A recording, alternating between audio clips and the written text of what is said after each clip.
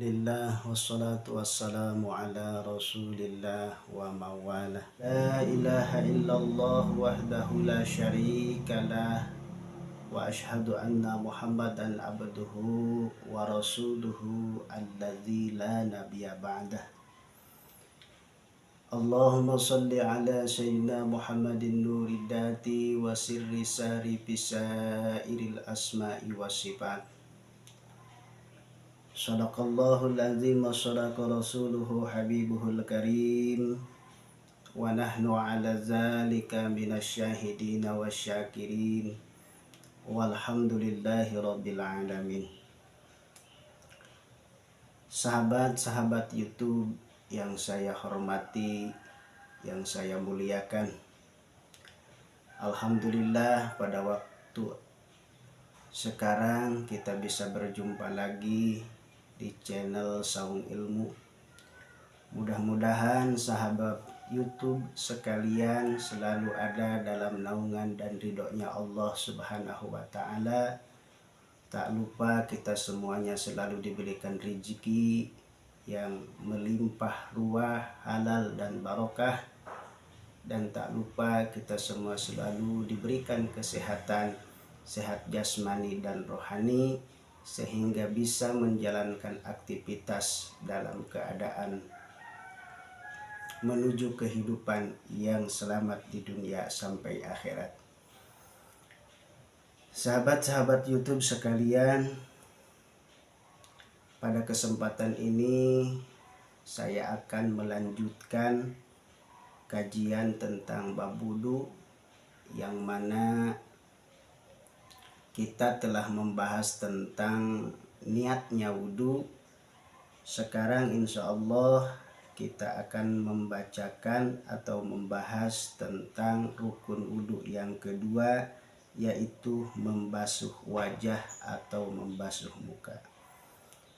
Untuk itu, bila mana ada kata-kata yang salah, penerangan yang salah, tak luput saya sebagai manusia biasa, mohon dimaaf dan dimaklum yang sebesar-besarnya.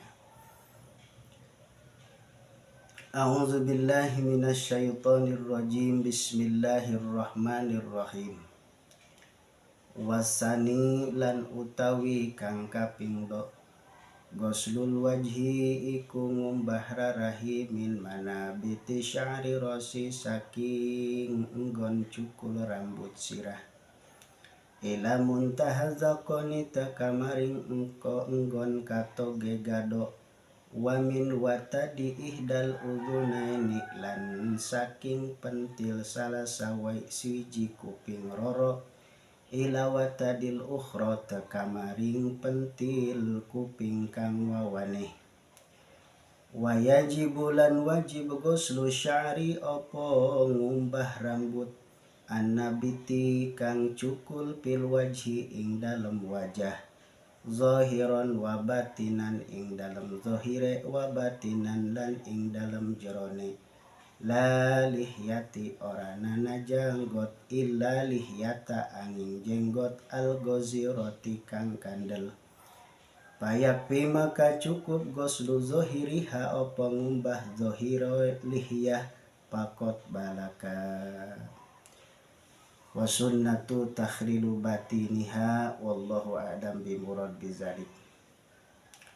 Sahabat-sahabat YouTube, alhamdulillah tadi secara kajiannya dari bahasa Arab kita alihkan kepada bahasa logoh Jawa, dan untuk sekarang insya Allah kita alihkan kepada bahasa Indonesia yang mudah-mudahan bisa dipahami khususnya untuk diri pribadi dan umumnya kepada semuanya. Saya ambil referensi dari kitab Riyadhul Bani'ah, masih karangan Syekh Nawawi Tanara. Mari kita saksikan secara seksama. Bismillahirrahmanirrahim. Wasani dan adapun rukun wudu yang kedua,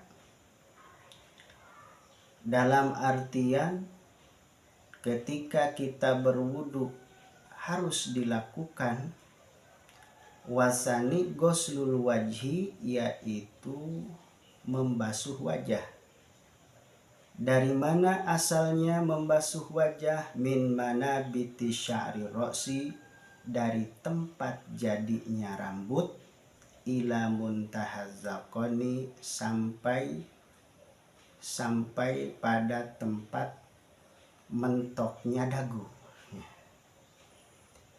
Wa min watadi ihdal uzunaini, dan dari puting, ya kalau bahasa Sundanya mah pentil, tapi kalau bahasa Indonesia mah puting.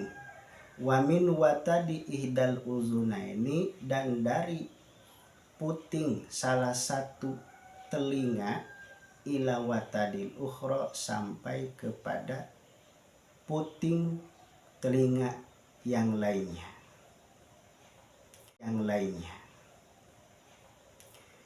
Nah, di dalam kita melaksanakan wudhu, wajib hukumnya kita harus membasuh wajah. Mana wajah yang disebut wajah? Wajah itu ada secara panjangnya dan secara lebarnya. Nah, panjangnya wajah dihitung dari tempat tumbuhnya rambut sampai kepada akhir daripada dagu ini. Itu panjangnya wajah. Dari tempat jadinya rambut, tumbuhnya rambut ini, sampai kepada akhir daripada dagu ke sini. Itu disebut panjangnya wajah. Sedangkan mana yang disebut dengan lebarnya wajah? Yaitu nih, dari puting telinga sampai ke puting telinga yang lainnya. Itu lebarnya. Alhasil, ketika kita membasuh muka, maka panjangnya wajah dan lebarnya wajah itu wajib dibasuh. Dengan kata lain, kalau kita berwudu, panjangnya wajah tidak terbasuhi atau lebarnya wajah tidak terbasuhi, maka secara otomatis hukum wudunya tidak sah menurut syara. Sekali lagi, wajah yang wajib dibasuh atau muka yang wajib dibasuh ketika kita melaksanakan wudu, yaitu dari awal tempat tumbuhnya rambut sampai kepada ini dagu, dan lebarnya dari puting telinga sebelah kanan dan berakhir ke puting telinga sebelah kiri. Itu semuanya wajib dibasuh. Kalau tidak dibasuh, maka hukumnya tidak sah.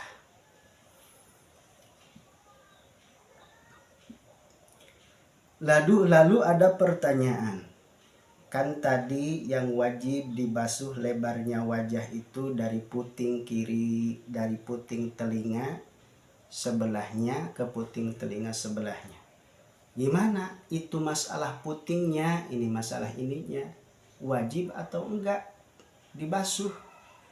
Nah, di sini ada keterangan wala yajibu ghuslul watadi, dan tidak wajib hukumnya membasuh putingnya, karena puting ini hanya sebatas batasnya wajah atau batasnya muka. Membasuh putingnya mah tidak wajib. Nah, lalu timbul lagi pertanyaan, bagaimana kalau ada seseorang yang botak, sedangkan tempat jadinya rambut atau tempat tumbuhnya rambut kan di sebelah belakang. Nah, bagi orang yang tidak mempunyai rambut atau disebut botak, maka cara membasuh wajahnya dikira-kira aja di mana tempat tumbuhnya rambut. Enggak harus semuanya. Misalkan botak sampai sini, ya semuanya dibasuh sampai sini. Enggak seperti itu. dikira-kira aja sampai kira-kira di mana tempat jadinya rambut atau tumbuhnya rambut.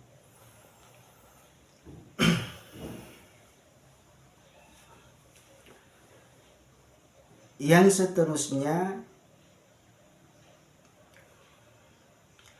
wayajibu ghuslu sya'ri an-nabiti fil wajhi zahiran wa batinan ila lihiyatal ghazirata payakfi ghuslu zahiriha faqat.